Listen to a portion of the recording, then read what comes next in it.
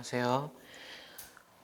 네, 우리 지난 시간에 이어서 변리사 시험 입문제 설명의 두 번째 시간 2탄입니다. 우리 지난 시간에 입문제 설명회를 통해서 우리 입문제 설명회는 2025년 내년 제62회 변리사 시험을 위한 것이고요. 지난 시간에는 뭘 했었냐면 시험 과목과 또 이제 시험 일정에 대해서 말씀을 드렸고, 오늘은 합격자를 어떻게 결정할 거야 라는 거, 합격자 결정 방법에 대해서 설명을 드리도록 하겠습니다. 먼저 제 소개부터 드리면, 저는 김영남 변리사라고 하고요. 변리사 시험 54회로 합격했습니다. 그리고 IP 클래스와 윌비스라는 변리사 학원에 동시에 소속되어 있고요. 윌비스는 변리사 종합학원이고요. IP 클래스는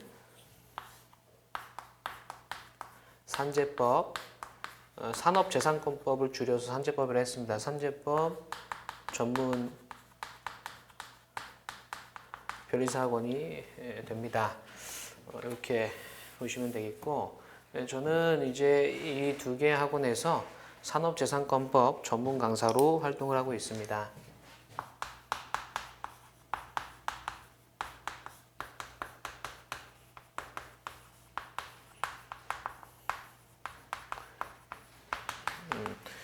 지난 시간에 시험 과목을 설명드리면서 산업재산권법이 뭔지에 대해서는 말씀을 드렸습니다. 1차 시험 1교시에 산업재산권법이라는 것이 있고, 거기에는 특허법, 실용신안법, 상표법, 디자인보호법이 있고요. 실용신안법은 특허법을 95% 이상 일치하고, 상표법은 한 50% 정도, 디자인보호법은 70% 정도 일치하기 때문에 제가 이제 이 네 가지 과목을 함께 컨트롤하고 있습니다.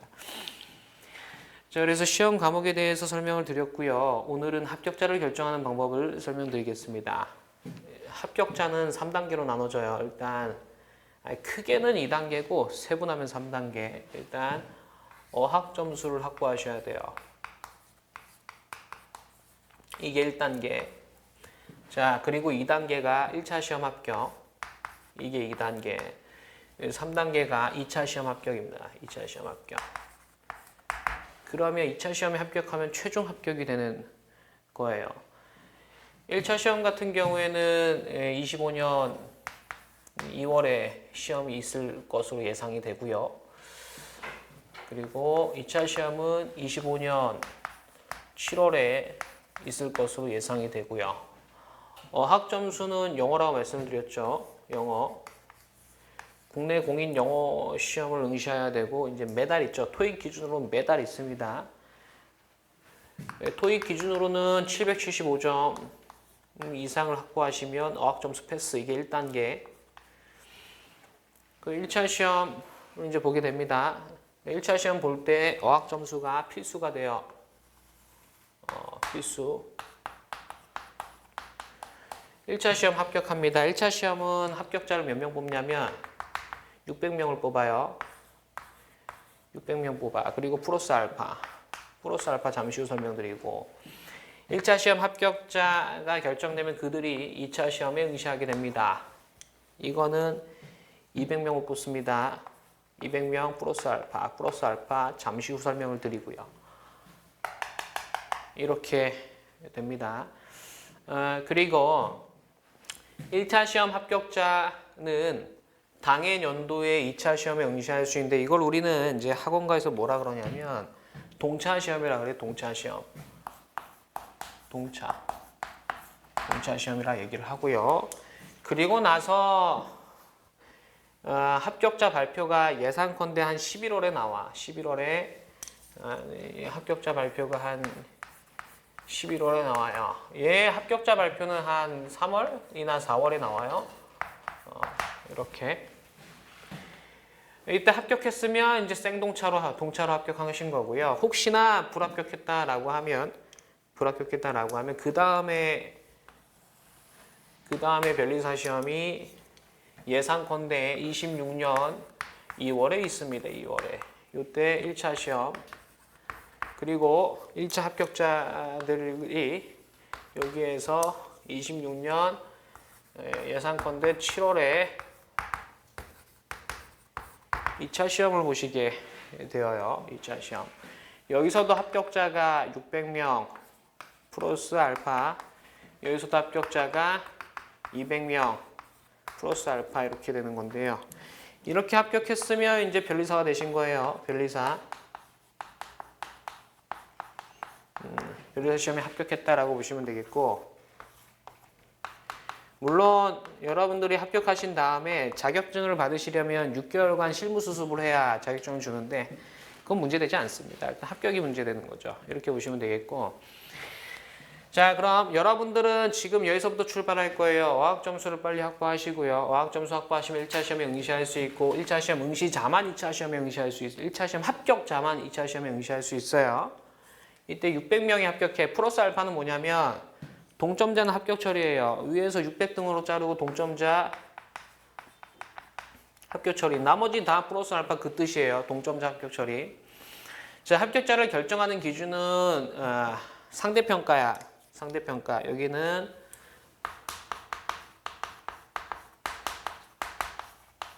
한 3,500에서 4,000명 정도 시험 보시는데 그 중에서 한 600명이 합격하시는 겁니다.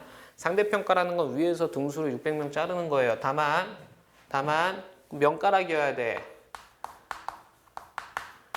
꽈락이 없어야 돼요. 꽈락 기준이 40점이야. 그래서 40점 이상만 받으면 돼요. 꽈락은 면해야 돼. 40점 이상만 받으면 돼요.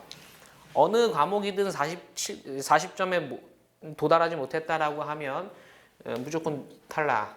그리고 40점 넘은 자 중에 한해서 상대평가로 600명 자른다. 이렇게 되는 거고요. 그 나서 2차 시험 오는데 2차 시험은 절대평가예요.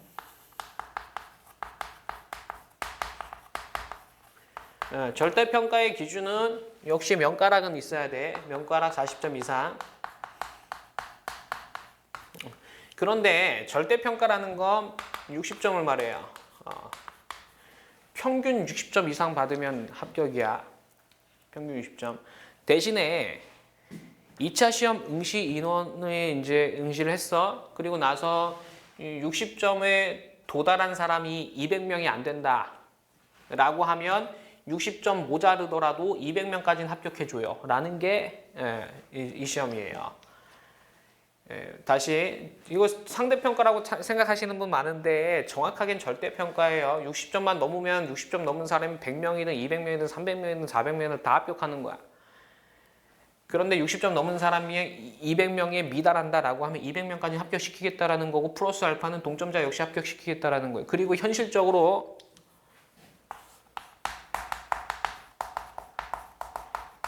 상대평가야.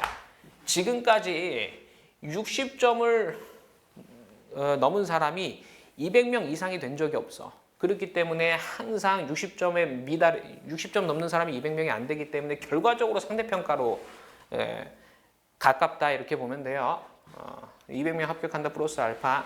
이렇게 합격하면 동차 합격. 요때 떨어졌다 하면 1차 시험 다시 보냐? 그렇지 않아요. 1차 시험 면제. 요걸 면제받아. 요거를. 되셨죠? 그리고 나서 2차 시험을 응시할 수 있는데 1차 시험을 면제받았다라고 해서 우리는 기득권으로 시험 본다라고 얘기를 해요. 여러분들은 가장 좋은 건 1차 시험 합격하고 요때 바로 합격하시는 거. 혹시 안 됐다라고 하면 1차 시험 면제받고 2차 시험 합격하시는 거. 요 안에 합격하셔야 되고요. 응시 인원은 한번 볼게요. 보통 1차 시험 한 4,000명 아래로 좀 시험 보시는 것 같아요. 3,500명에서 뭐 4,000명 사이 왔다 갔다 하는 것 같고요. 2차 시험은 600명 합격 보지. 여기부터 볼까? 여기 600명 응시할 거잖아요. 근데 면제받은, 그러니까 26년 2월에 1차 시험 합격한 600명과 작년 합격자 600명의 시험 봐. 그냥 거의 한 1000명 정도 시험 봐요. 1000명 정도 시험 본다라고 보시면 돼. 한 1100명? 이 정도 보시면 돼요. 그러니까 600명 중에서 200명이 다 합격하는 게 아니거든. 왜? 여기 인원도 1000명 정도, 1100명 정도 돼요. 왜냐하면 25년 2월에 합격하신 분 600명 뿐만 아니라 관연도 24년 2월에 1차 시험 합격하신 분들이 요거 면제받고 2차 시험 보거든. 그래서 한 1,100명 정도 응시한다고 보면 됩니다. 합격자 결정은 2차 시험은 절대평가인데 사실상 상대평가다. 이렇게 보시면 되겠습니다. 그래서 이렇게 되는 거예요. 여러분들의 가장 어떤 바람직한 건 어학 점수 빨리 확보하시고 1단계, 1차 시험 합격하시고 2단계, 2차 시험 바로 합격하시고 3단계, 혹시 안 됐다 이제 차선책으로 기득권으로 합격하는 거. 이렇게 보시면 되겠습니다. 그리고 이 과정에서 1차 시험에 1교시가 산업재산권법이 있는 거고요. 2차 시험에 1교시가 특허법, 2교시가 상표법 선택 과목으로 또 이제 2일차 2교시에 있죠. 2차 시험에 2일차 이틀 시험 본다 그랬습니다. 이렇게 되어 있어요. 그 와중에 이제 제가 1차 시험에서는 산업재산권법 담당을 하고 있고요. 2차 시험에서는 특허 상표 디자인 담당한다. 그것도 산업재산권법입니다. 그렇게 한다고 보시면 될 거예요. 그리고 2차 시험에서 조금 추가 설명드릴 게 선택 과목이라는 건데 2차 시험 2일차 2교시가 선택 과목이라 그랬어요.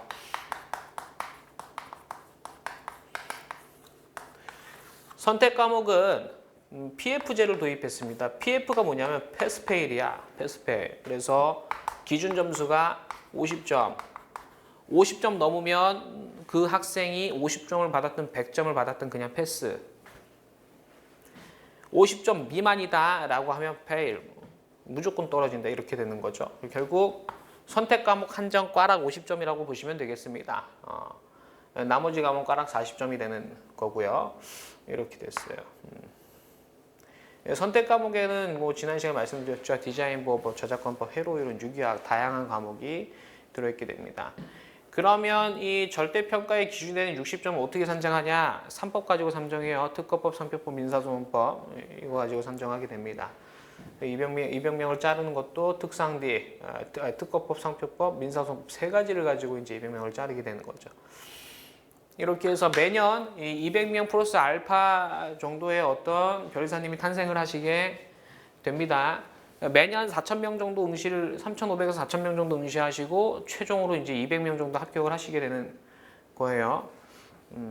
보통 일반적인 수험 기간은 보통 한 2, 3년, 2, 3년 빠르면 2, 3년, 빠르면 2년 안에 좀 늦어지면은 더 가죠. 아주 늦어지면 정말 많이 가기도 합니다.